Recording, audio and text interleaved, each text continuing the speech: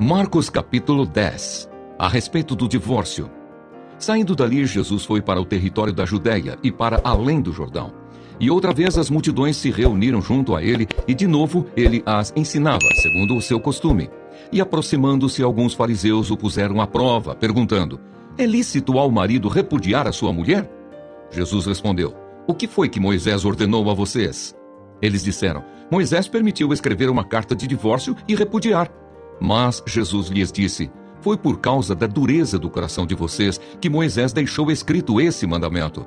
Porém, desde o princípio da criação, Deus os fez homem e mulher. Por isso, o homem deixará o seu pai e a sua mãe e se unirá à sua mulher, tornando-se os dois uma só carne. De modo que já não são mais dois, porém uma só carne. Portanto, que ninguém separe o que Deus ajuntou. Em casa, os discípulos voltaram a fazer perguntas sobre esse assunto. E Jesus lhes disse: quem repudiar a sua mulher e casar com outra, comete adultério contra aquela. E se ela repudiar o seu marido e casar com outro, comete adultério. Jesus abençoa as crianças. Então trouxeram algumas crianças a Jesus para que as abençoasse, mas os discípulos os repreendiam. Jesus, porém, vendo isto, indignou-se e disse-lhes: deixem que os pequeninos venham a mim, não os impeçam, porque dos tais é o reino de Deus. Em verdade lhes digo, quem não receber o reino de Deus como uma criança, de maneira nenhuma entrará nele. Então, tomando as crianças nos braços e impondo-lhes as mãos, as abençoava. O jovem rico.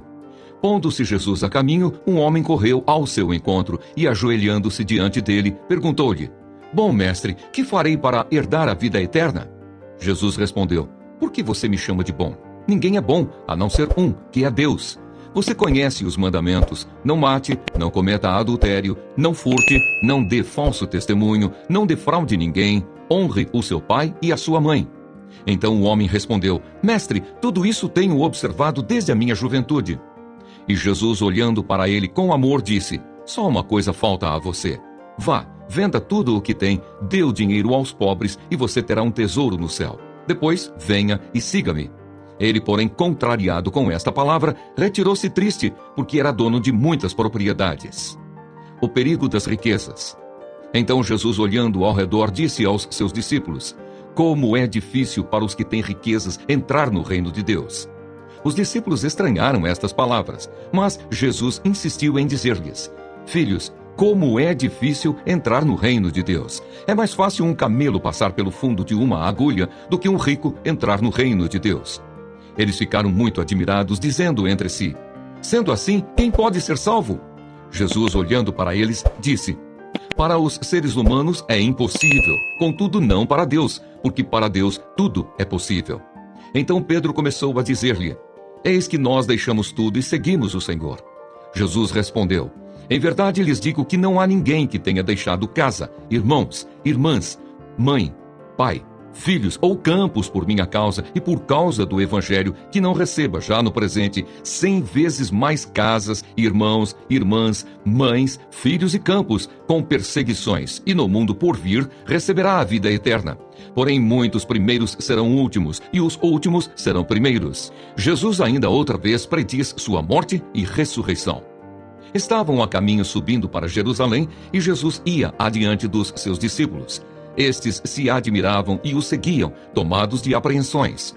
E Jesus, chamando outra vez os 12 para um lado, começou a revelar-lhes as coisas que deviam acontecer com ele, dizendo: eis que subimos para Jerusalém, e o Filho do Homem será entregue aos principais sacerdotes e aos escribas. Eles vão condená-lo à morte e entregá-lo aos gentios. Vão zombar dele, cuspir nele, açoitá-lo e matá-lo, mas depois de 3 dias ressuscitará. O pedido de Tiago e João. Então se aproximaram dele Tiago e João, filhos de Zebedeu, dizendo: mestre, queremos que o Senhor nos conceda o que vamos pedir. E Jesus lhes perguntou: o que querem que eu lhes faça? Eles responderam: permite-nos que na sua glória nos assentemos um à sua direita e o outro à sua esquerda. Mas Jesus lhes disse: vocês não sabem o que estão pedindo. Será que podem beber o cálice que eu bebo ou receber o batismo com que eu sou batizado? Eles responderam: podemos. Então Jesus lhes disse: vocês beberão o cálice que eu bebo e receberão o batismo com que eu sou batizado. Quanto a sentar à minha direita ou à minha esquerda, não me compete concedê-lo, pois é para aqueles a quem está preparado. Quando os outros 10 discípulos ouviram isso, começaram a ficar indignados com Tiago e João. Mas Jesus, chamando todos para junto de si, disse: Vocês sabem que os que são considerados governadores dos povos os dominam, e que os seus maiorais exercem autoridade sobre eles. Mas entre vocês não é assim. Pelo contrário, quem quiser tornar-se grande entre vocês, que se coloque a serviço dos outros. E quem quiser ser o primeiro entre vocês, que seja servo de todos. Pois o próprio Filho do Homem não veio para ser servido, mas para servir e dar a sua vida em resgate por muitos. A cura do cego de Jericó. E foram para Jericó. Quando Jesus saía de Jericó, juntamente com os discípulos e numerosa multidão, Bartimeu, um cego, mendigo, filho de Timeu, estava sentado à beira do caminho e, ouvindo que era Jesus, o Nazareno, começou a gritar: Jesus, filho de Davi, tenha compaixão de mim! E muitos o repreendiam para que se calasse, mas ele gritava cada vez mais: Filho de Davi, tenha compaixão de mim! Jesus parou e disse: Chamem o cego. Chamaram então o cego, dizendo-lhe: Coragem, levante-se, porque ele está chamando você. Atirando a capa para o lado, o cego levantou-se de um salto e foi até onde estava Jesus, que lhe perguntou: O que você quer que eu lhe faça? O cego respondeu: Mestre, que eu possa ver de novo. Então Jesus lhe disse: Vá, a sua fé salvou você. E imediatamente passou a ver e foi seguindo Jesus estrada afora.